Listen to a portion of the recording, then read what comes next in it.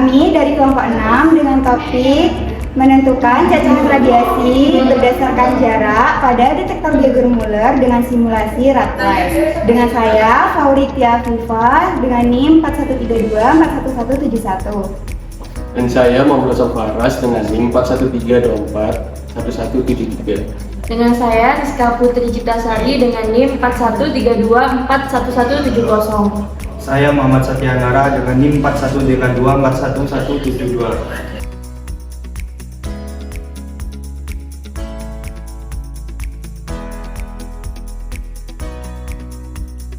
Dasar teori, laju dosis pada titik lain berbanding terbalik dengan kuadrat jarak antara sumber dan titik pengukuran. Artinya, semakin jauh jarak dari sumber, laju dosis radiasi semakin berkurang. Sumber radiasi dianggap titik jika jarak pengukuran minimal 10 kali dimensi sumber. Dalam proteksi radiasi sendiri, pengukuran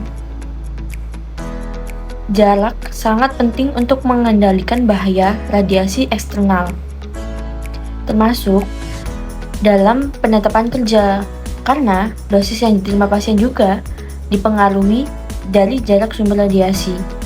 Prinsip ini membantu meminimalkan paparan radiasi dengan meningkatkan jarak antara sumber dan individu, sehingga dosis yang diterima dapat dikurangi secara signifikan. Selanjutnya, ada pun cara kerja yang dilakukan, yaitu kita akan membuka file RATLIGHT dengan cara klik kanan dan Tab Administration, kemudian masukkan user login dan username dengan demo dan passwordnya demo. Kemudian jika sudah, klik next.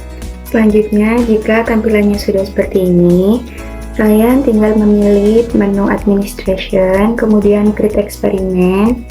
Selanjutnya pilih gamma eksperimen, kemudian pilih sumber radiasi yang akan digunakan, yaitu CO60, CS137, dan BA133.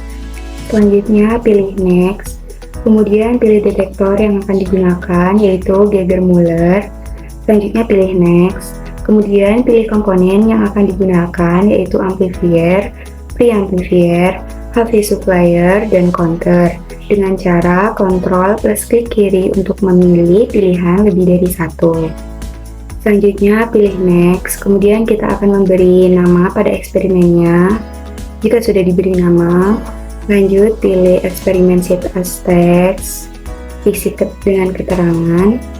Jika sudah, klik next, kemudian kita akan mengecek satu-satu apakah sudah benar.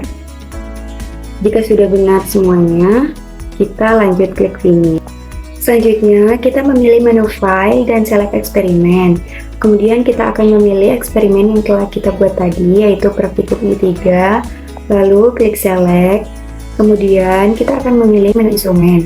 Selanjutnya, pilih detektor Geiger Muller dengan cara klik simbol detektor lalu klik lembar kerja. Kemudian pada klik amplifier dengan cara klik simbol amplifier lalu klik lembar kerja. Untuk preamplifier juga sama dengan cara klik simbol, kemudian kita klik lembar kerja. Kemudian kita akan memilih HV supplier dengan cara klik simbol HV supplier, lalu klik lembar kerja, dan pilih counter dengan cara klik simbol counter, lalu klik lembar kerja. Selanjutnya kita akan memilih menu cables, dan menghubungkan ke semua instrumen yang ada sesuai dengan gambar pada rangkaian yang ada di video ini. Selanjutnya kita akan mengatur counter untuk mengubah waktunya menjadi 60 detik. Untuk tegangannya yaitu 1 mA. Selanjutnya kita akan menambahkan sumber radioaktif CO6 ke lembar kerja, lalu kita letakkan di bawah detektor. Untuk praktikum kali ini kita akan menggunakan pertambahan jarak 5 cm setelah 3 kali percobaan dan sudutnya diarahkan sampai 45 derajat.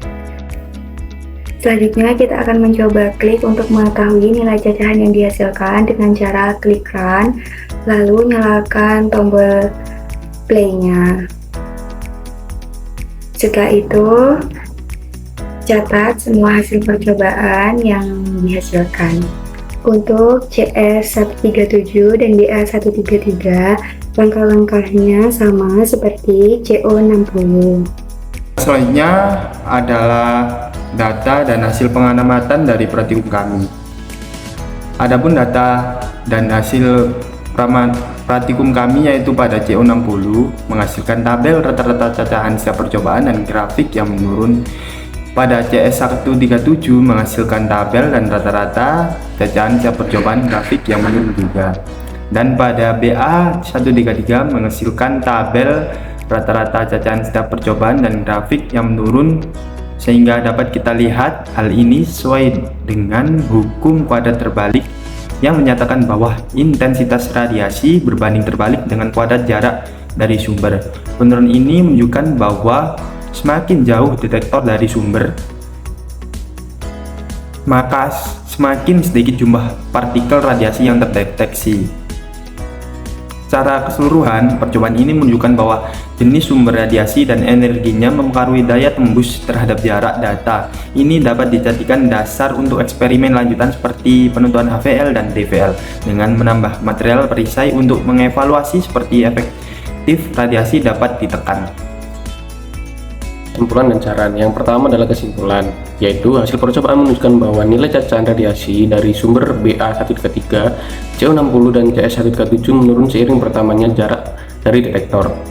Sesuai dengan hukum kuadrat terbalik, tren ini mendukung teori bahwa intensitas radiasi berkurang drastis ketika jarak diperbesar. Namun, terdapat fluktuasi dalam data yang kemungkinan disebabkan oleh faktor seperti posisi dan orientasi sumber, arah emisi radiasi, karakteristik masing-masing isotop, serta jumlah pengulangan yang terbatas. Faktor lingkungan seperti pantulan juga turut mempengaruhi hasil. Untuk memperoleh data yang lebih akurat dan konsisten, diperlukan percobaan lanjutan dengan pengulangan lebih banyak, pengaturan posisi yang lebih presisi, dan kontrol lingkungan yang lebih baik. Yang kedua adalah saran. Berdasarkan hasil eksperimen yang menunjukkan penurunan intensitas radiasi seiring bertambahnya jarak sesuai hukum kuadrat terbalik, terdapat beberapa saran untuk meningkatkan akurasi pengukuran. Yang pertama, lakukan pengulangan pada setiap pengukuran untuk mengurangi pengaruh fluktuasi acak dan memperoleh data yang lebih representatif. Kedua, meminimalkan pantulan dari lingkungan sekitar dengan memilih lokasi yang bebas hamburan seperti ruang terbuka atau ruang dengan bahan penyerap radiasi. Yang ketiga, jaga jarak, konsistensi posisi dan orientasi antara sumber dan detektor selama pengukuran, misalnya dengan menggunakan dudukan tetap. Yang keempat, pastikan detektor telah dikalibrasi dan sesuai untuk jenis serta energi radiasi yang diukur. Dan yang terakhir, yang kelima, pertimbangan variasi orientasi sumber terhadap detektor dalam eksperimen lanjutan untuk memahami pengaruh arah radiasi. Dengan memperhatikan hal-hal tersebut, kualitas dan keadaan data eksperimen dapat ditingkatkan.